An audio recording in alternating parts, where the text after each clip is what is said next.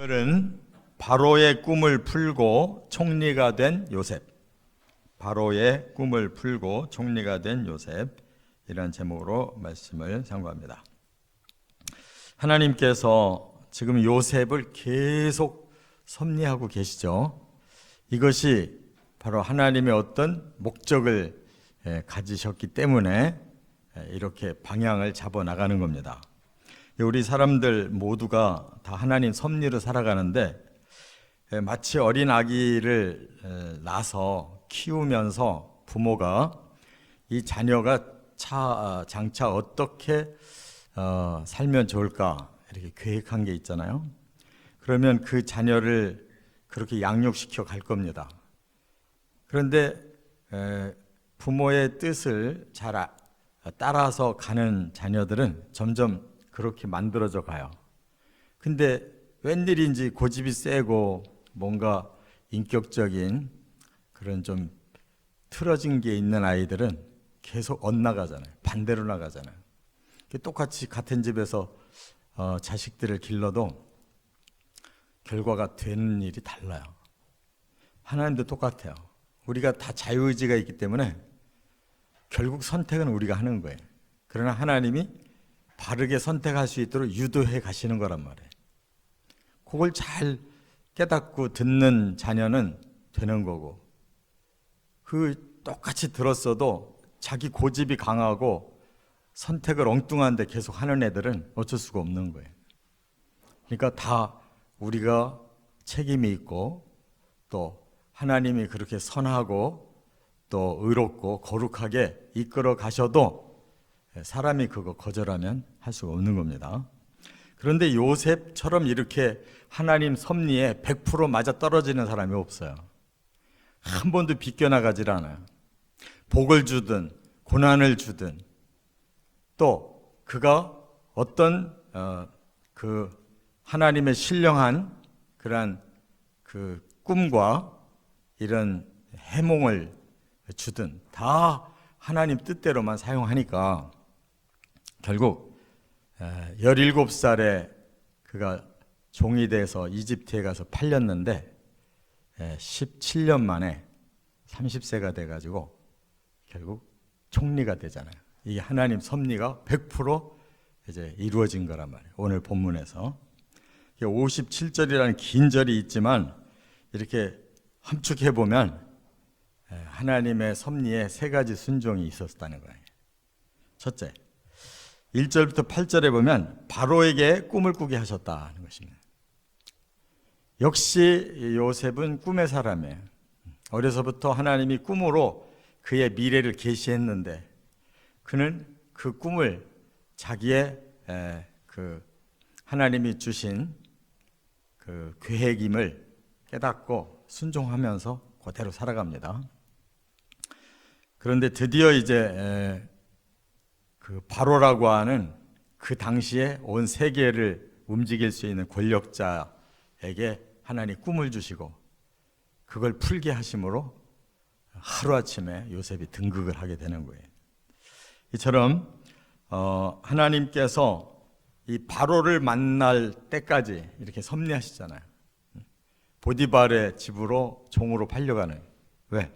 보디발이 바로 왕의 최측근 경호대장이니까 바로 연결될 수가 있잖아요.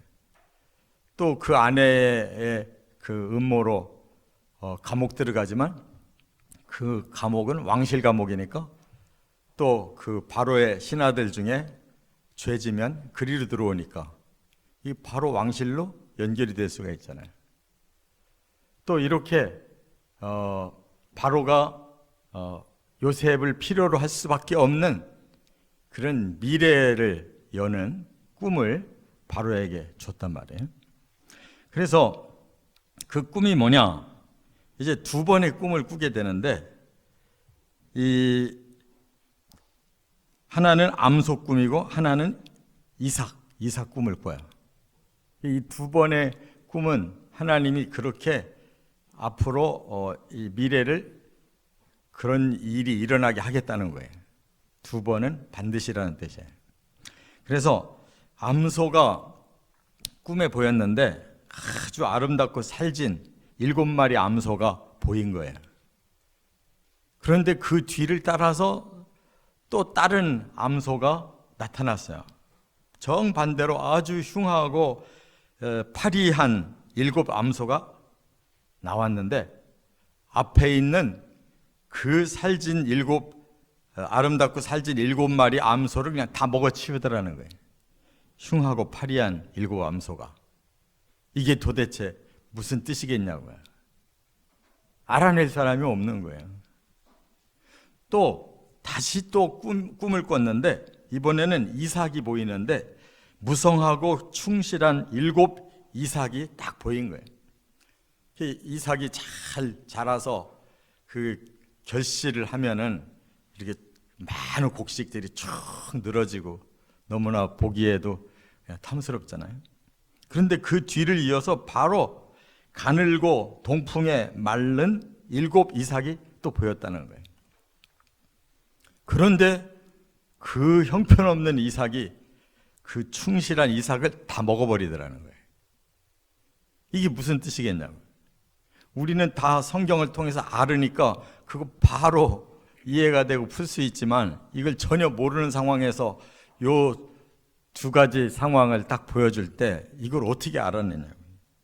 그래서 바로가 이거 보통 꿈은 아닌데 이 뜻이 뭔가 알고 싶어서 전국에다 방을 걸고 현명한 자들 다 불러라. 그래가지고 이제 그걸 해결해 보려고 하는 거예요. 근데 아무도 그 꿈 풀 사람이 없다 그 말이에요. 꿈은 분명히 바로가 꿨는데 그 나라에서 이걸 해결할 사람이 없다 이거예요. 그래서 뭐 고민이 깊어지는 거예요. 이때 이제 2번째 바로 9절부터 13절에 예비해 놓은 자를 내세우는데 그게 바로 술관원장이 요셉을 소개했다. 이렇게 연결되는 거예요. 그냥 바로는 이걸 해결해야 되겠는데 하고 전국에 방을 걸고 다 찾아봤어도 안 되는데 여기에 이미 2년 전에 경험을 했던 술관원이 있잖아요. 근데 그가 자기가 요셉의 꿈 해몽대로 결국 바로에게 돌아가서 복직이 돼서 술관원으로 지금도 최측근으로 바로 옆에 있는데 바로가 아무도 해결할 자가 없어가지고 발을 동동 굴르고 있으니까 그제서야 생각이 난 거예요. 2년 전에 자기가 감옥에 있을 때 바로 요셉이라는 청년이 2 사람의 꿈을 다 들어보고 술관원의 그 꿈은 바로 복직될 거다. 3일 후면 복직될 거다. 그리고 떡관원은 3일 후면 목을 매달게 될 거다. 그런 말한 것이 그대로 이루어졌는데 자기 복직된 거에만 기뻐서 그냥 잊어버렸단 말이에요. 요셉이 그렇게 부탁을 했는데 나는 죄 없이 감옥에 있으니 나를 좀 선처해 주십시오 라고 부탁했는데 사람이 들어갈 때 나오고 다를 때 나온 거예요. 다른 거예요. 그래서 잊어버리고 있다가 자기 왕이 그렇게 동동 발을 굴르니까 그제서 2년 만에 생각이 났단 말이에요. 그래서 요셉이라는 청년이 자기들에게 이런 꿈을 해몽해 준 대로 결과가 이루어졌습니다 하니까 바로가 그 사람에 대해서 어떻게 생각하겠냐. 그렇다면 당장 데리고 와라. 이렇게 엮어지는 것이 얼마나 순조롭고 하나님의 계획이 얼마나 정확하게 지금 가고 있냐고. 근데 하나님하고 요셉은 하나가 돼가지고 그 모든 일들이 철저하게 지금 진행되는 거예요. 여기에 뭐 한치도 삐뚤어지는 게 없어요. 그러니까 하나님이 요셉을 쓰는 거라고. 지금 이 땅에 그런 사람을 하나님 기다리고 있는데 안 보이는 거예요. 그러니까 이렇게 엉망으로 세상을 지도자들이 만들고 있는 거예요.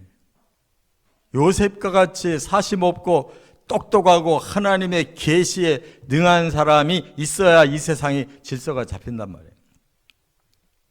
그래서 결국은 하나님은 요셉의 그 선한 마음, 또 하나님을 잘 경외하고 순종하고 모든 사람 앞에 성실하고 100% FM으로 사는 그 요셉, 종으로 팔려가고 감옥에 들어가고 이렇게 불행한 인생을 출발했다 할지라도 결국 선을 행한 자 복을 받게 돼 있는 줄을 믿으시 바랍니다. 그 형편없는 사람이 어떻게 바로 왕 앞에 가서 문제를 풀어주냐고요. 그래서 이제 세 번째, 오늘 여기 14절부터 57절이 대단히 중요하고 아까 읽은 25절부터 36절이 핵심이란 말이에요. 하나님이 요셉에게 가르쳐준 꿈, 해몽이에요. 바로 왕이 그렇게 안타까운 가운데 요셉을 만나가지고 이 얘기를 한 거예요. 그랬더니 요셉이 멋지게 풀었어요. 두 번 꿈이 똑같은 내용입니다. 두 번을 하나님께서 꿈을 보여주신 것은 반드시 이런 일이 일어날 거라는 그런 하나님의 결정을 보여주는 겁니다. 그리고 아름답고 실한 7 암소, 무성하고 충실한 7 이삭은 7년 풍년이 온다는 뜻입니다. 그 다음에 흉하고 파리한 7 암소, 가늘고 동풍에 마른 7 이삭이 오히려 앞에 암소와 또 앞에 이삭을 먹어버리는 것은 그 뒤에 7년 후에 기근이 오는데 풍년보다 워낙 큰 기근이라 풍년이 있었는지 없었는지도 모를 정도가 될 겁니다. 그거에. 그래서 그런 상황이 이대로 오거든 미리 알고 대비를 해야 됩니다. 어떻게? 풍년 들었을 때 흥청망청 먹고 놀고 다 허비해버리면 기근 오면 다 죽으니까 풍년 7년을 잘 활용하십시오. 그래서 전 백성들에게 풍년이 드는 7년 동안 5분의 1 세를 거두십시오. 백성들은 뭐 막 그냥 잘 살게 됐으니까 뭐 5분의 1 정도 걷어도 지장 없잖아요. 그래서 5분의 2를 걷어가지고 전국에다가 창고를 다 짓게 한 거예요. 그리고 7년 후에 기근이 와서 다 양식이 떨어지거든. 그때부터 백성들에게 그걸 풀어서 나눠주십시오. 그런 사람 빨리 찾아가지고 총리로 세우십시오. 그에게. 근데 바로가 듣고 나니까 그런 사람이 어디 있겠냔 말이에요. 이 모든 그 꿈을 다 풀고 해결 방법을 다 알고 있는 사람이 지금 요셉밖에 더 있냐고. 그러니까 당장에 모든 권력을 다 요셉에게 주겠다. 내 인장 반지까지 줄 테니까 나는 그냥 허수아비로 앉아 있는 거고 당신이 인장 반지 가지고 모든 권력을 다 행사하고 이 일을 진행해라. 그래가지고 하루아침에 요셉이 총리가 됐어요. 그런데 보통 사람 같으면 어떻게 하겠어요? 야, 이젠 내가 출세했구나. 저 보디발 집에 여자도 내가 원수를 갚고 형들한테도 원수를 갚고 내가 이 바로왕 허수아비니까 내가 이참에 권력을 잡은 바람에 내가 세상을 한번 통치해봐야 되겠다. 보통 사람 같은 마음이 핵 돌았을 거예요. 요셉은 절대 그런 법이 없어요. 보디발 아내를 어떻게 했다는 말이 없고 형들 우리가 알지만 그들을 다 걷어들이고 아버지 야곱이 죽고 나니까 형들이 벌벌 떨으니까 하나님이 다 이렇게 선하게 인도하신 건데 내가 바로 그 역할 하라고 하나님 보내셔서 이렇게 된 겁니다. 내가 형님들을 사랑하고 책임지고 보호합니다. 요셉은 단 하나도 악한 게 없었어요. 바로 예수 그리스도의 예표가 되는 거예요. 믿으시 바랍니다. 그렇게 그 시대를 구원한 자가 요셉인 것처럼 바로 인류를 구원하려고 메시아가 그렇게 하늘의 귀한 아들로 땅으로 종처럼 내려오셔서 죽음의 길까지 들어가셨다가 다시 부활하셔서 모든 인류를 이렇게 구원하고 부활하고 하나님 나라로 들이셔서 그렇게 영생과 영광을 주신다는 거예요. 이게 이 요셉의 얘기가 완전히 복음의 그 핵심을 지금 요셉이 지금 전부 삶으로 겪고 있는 거란 말이에요. 이게 예표라는 거예요.